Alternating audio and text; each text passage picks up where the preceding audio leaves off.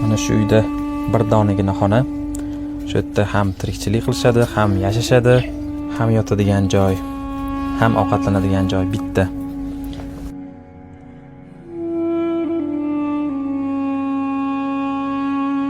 Shu bir qopini qanchadan tozalaysizlar? Bir qopini 25 ming so'mdan tozalaymiz. Ro'zg'orimiz, kunimiz o'tib turibdi. Alhamdulillah, shunisiga ham shukr. Oyizlarga ko'p yordam berib turasizmi? Qiyin emasmi? Yo'q. Darslarni qachon qilib olasiz darslaringizni? Kechqurun. Shu ba'zida ovqatsiz qolgan kuninglar ham bo'lganmi? Bo'ladi. Bunaqasi juda ko'p bo'ladi.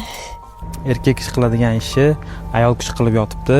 Mana o'zlariga beton qo'yishgan, orzuyimizdagi uy qurmoqchi bo'ldik deyishyapti. Qiyshiq bo'lsa ham harakat qilishgan. Ko'rasizlarmi? Qishgacha amallab shu ikki xonani qilib kirib olamizmi degan maqsadimiz bo'lgan edi. Lekin ozgina qo'limiz kaltalik qilib ro'zg'orimizdan ortolmayapmiz.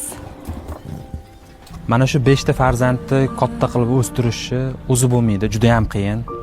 Ham tirikchilik, ham bolalarga qarash.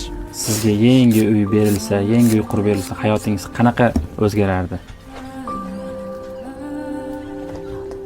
Tasavvur qila olmasam kerak.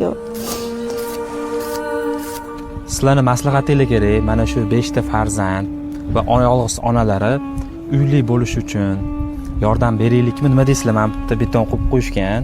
Mana shuni davom ettirib chiroyli qilib uy qurib beramizmi yoki yo'q? 2-3 kundan keyin qaytib kelaman. Agar juda ham ko'p like, kommentlar bo'lsa, xudo xolasa bularga uy qurishni boshlab yuboramiz. Hammamiz birgalikda yordam beramiz.